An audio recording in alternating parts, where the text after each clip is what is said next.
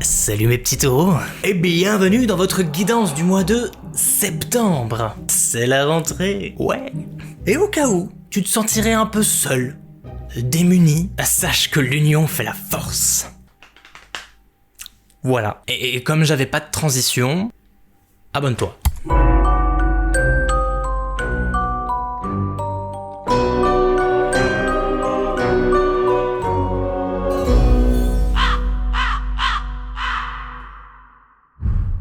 Mes petits taureaux, on se retrouve pour votre guidance du mois de septembre et dans un premier temps, je tenais vraiment à vous remercier pour l'accueil chaleureux que vous avez fait à ma guidance du mois précédent.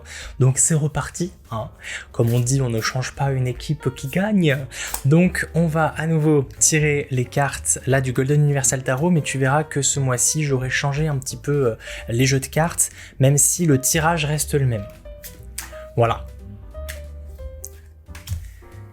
Et ta deuxième carte. Donc, comme pour le mois d'août, les deux premières cartes, les trois même avec la petite carte du petit Lenormand qu'on va venir ajouter juste après, ça va être le début de ta guidance, l'encoche, le fil rouge un petit peu, les lignes directrices qui vont être complétées petit à petit avec les autres cartes et on va voir ça juste après.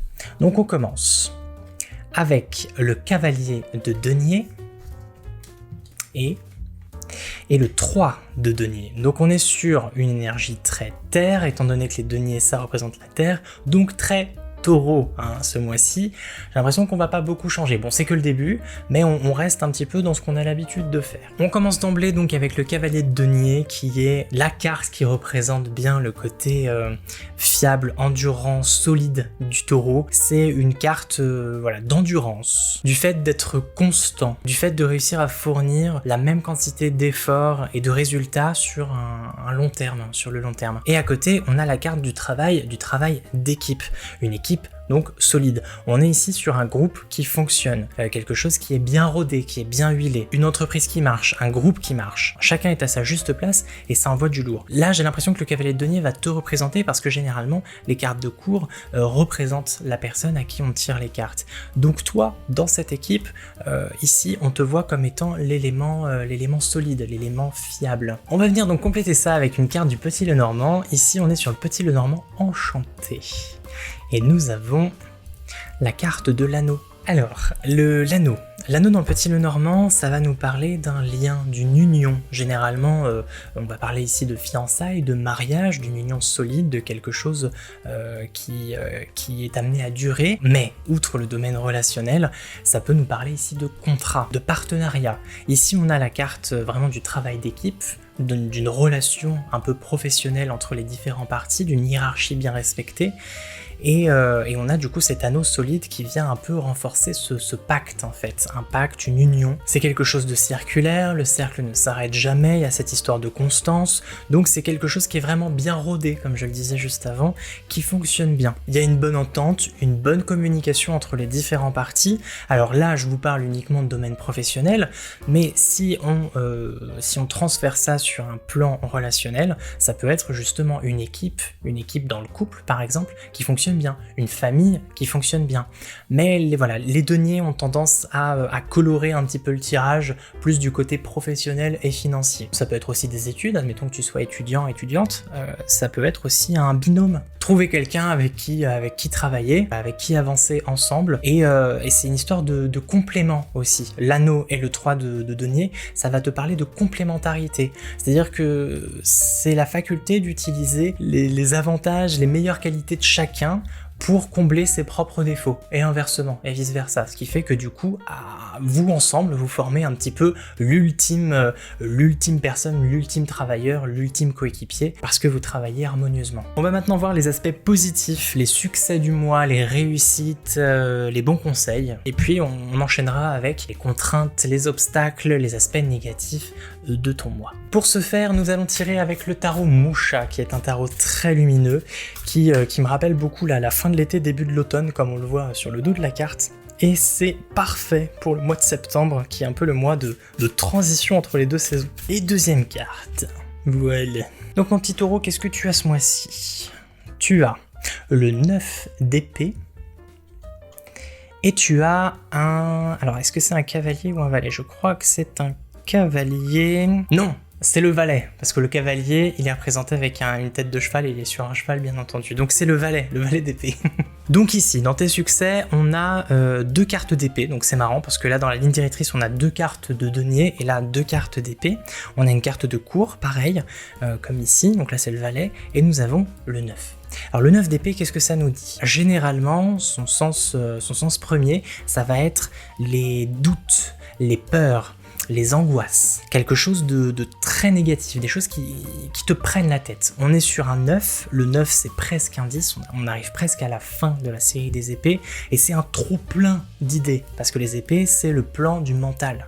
Donc ça va être beaucoup trop d'idées, de choses qui fusent un peu dans ta tête à droite à gauche, ce qui fait que tu pètes un plomb complètement, t'as du mal à y voir clair, trop de choses s'additionnent, trop de négativité, et là on tombe dans l'angoisse. Mais tu l'as dans les aspects positifs. Dans le cas où les mois précédents, tu étais particulièrement angoissé, stressé, ce mois-ci, la tendance va s'inverser et tu y verras beaucoup plus clair. Peut-être que tu vas ressentir un apaisement sur le plan du mental. Tu vas réussir à affronter tes peurs, affronter les angoisses, passer au-dessus de tout ça et enfin les faire taire. On voit clairement que cette femme n'en peut plus. Ça l'empêche de dormir, ça la fatigue énormément et ça la bloque complètement dans ses projets. Et ce mois-ci, on va avancer. On a un cavalier ici. Alors certes, c'est pas le plus rapide des cavaliers, le cavalier de denier. Il va un petit peu à son rythme, mais comme je te dis, il est constant. Il continue d'avancer. Quoi qu'il arrive, il va pas te taper un sprint, mais au moins il va finir la course. Et puis à côté de ça, nous avons le valet d'épée. Alors le valet d'épée, c'est une carte de cour, comme on l'a déjà eu juste avant. Et les valets, ça nous parle de nouveauté, de fraîcheur, de début dans quelque chose. Et les épées, ça nous parle, comme je l'ai dit juste avant, du plan du mental, de ce qui se passe dans ta tête, des pensées, mais aussi des connaissances. Donc soit ça va être une nouvelle compétence qui va être acquise ce mois-ci et qui va faire partie de tes réussites du mois. Peut-être que ça va être en rapport avec aussi ce fait de réussir à passer au-dessus de ces angoisses. Sinon, ça peut être vu comme une nouvelle idée, une innovation. Tu vas inventer quelque chose, tu vas créer quelque chose, un nouveau concept. Et ici, on serait sur la carte de l'inventeur.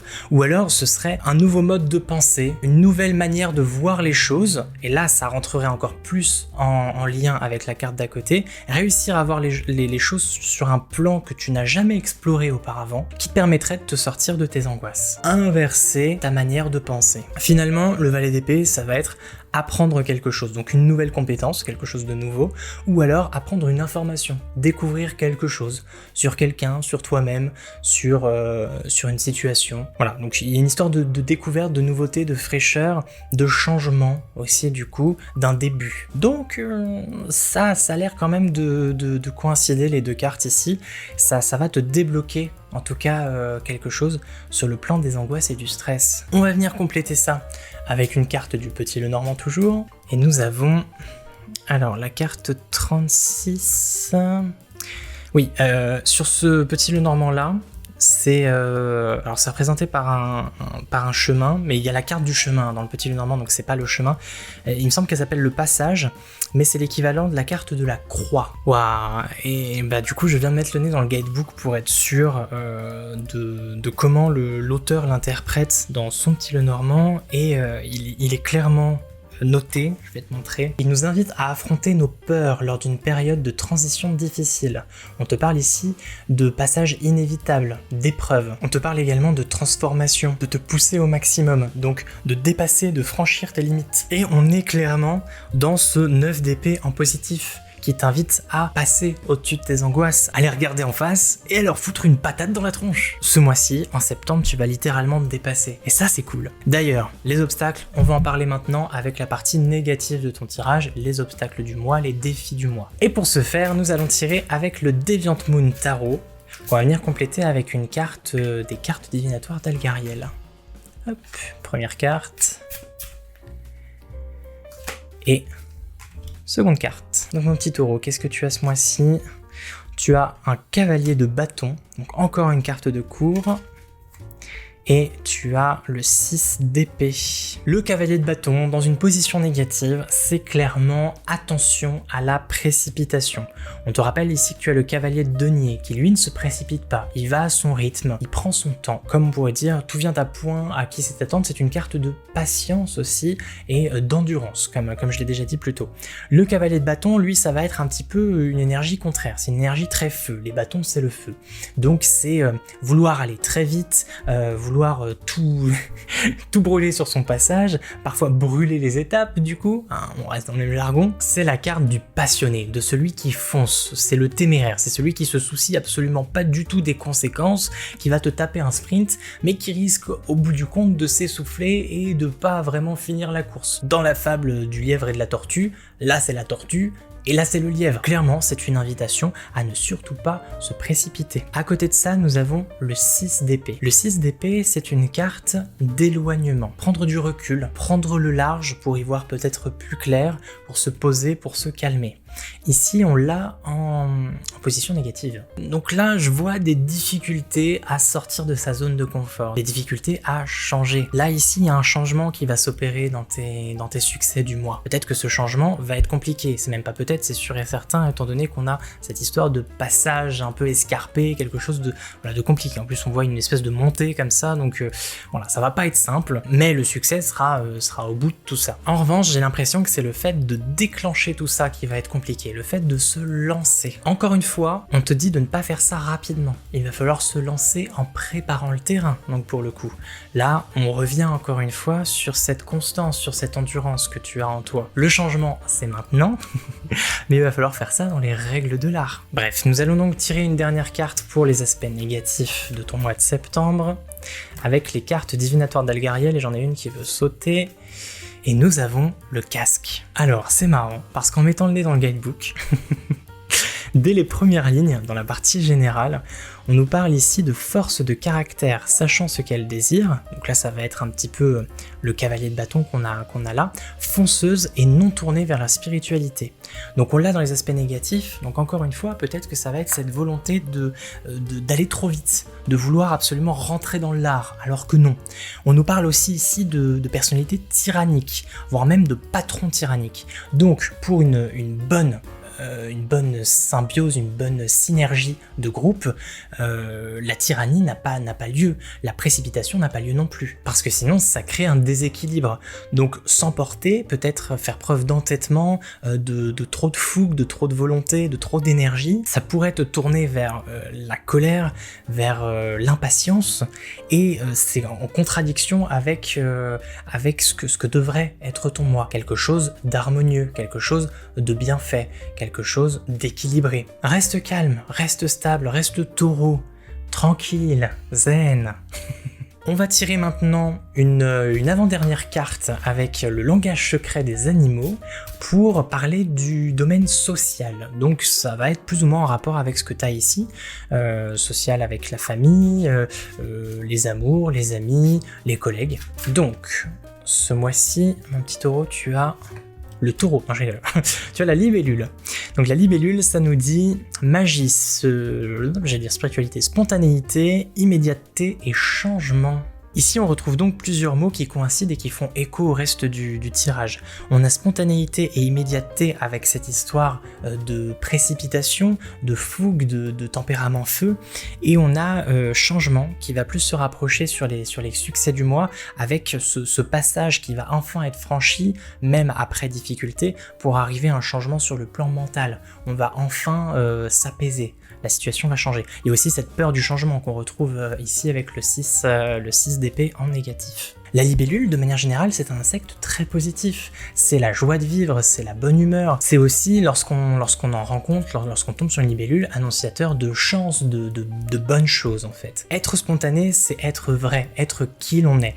Et je pense que c'est une invitation à rester fidèle à vous-même. Vous êtes des signes de terre, des signes solides, constants, sur lesquels on peut compter et qui fournissent toute leur énergie sur le long terme. Ce sont des signes de soutien. Et c'est rappelé ici avec le cavalier de denier qui domine le tirage comme ça. Donc c'est une invitation sur le plan social à rester vous, à ne pas vous diriger vers un tempérament feu qui au final ne vous correspond pas vraiment et qui risquerait en plus de vous faire défaut ce mois-ci. Peut-être que vos angoisses avec les mois précédents ont un rapport avec le domaine social, la pression de la famille, la pression du couple, des amis ou quoi que ce soit. Mais en tout cas ce mois-ci, on y voit un changement, on y voit une évolution, une transformation. On vous demande de faire preuve d'authenticité, de spontanéité, de rester vous-même dans tous les cas. Continue de donner ce que tu as à donner. Pas plus, pas moins. On passe donc maintenant à la toute dernière carte du tirage avec une carte de l'oracle Mission de vie par Isabelle Serre. Étant donné qu'on va parler ici de finances, de travail, du côté professionnel de ton mois de septembre, et quoi de mieux que cet oracle pour ce faire étant donné que ça parle de tout ça, justement. Donc, on va jouer un petit jeu, on va rendre cette guidance un petit peu interactive, et je vais te demander de me poser une question là tout de suite, une question fermée, c'est-à-dire dont la réponse doit être obligatoirement oui ou non, et la carte va te répondre.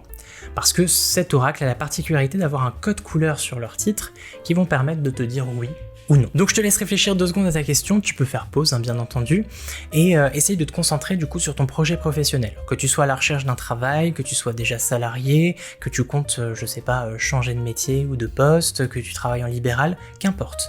Pense à ton projet professionnel ou à ton boulot et pose-moi ta question. Est-ce que tu es prêt ou prête ? La réponse à ta question est oui.